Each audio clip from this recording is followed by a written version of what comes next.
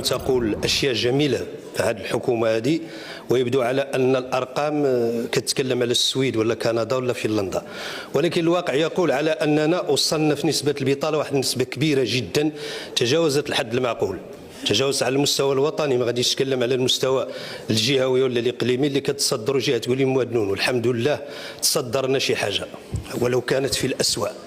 سيد الوزير، انا كنعرف باللي لولا تكلفه بمستحيل، مليون منصب الشغل اللي وعدت بها يستحيل تحقيقها، ربما تتحول الى مليون منصب ديال العطاله ماشي البطاله.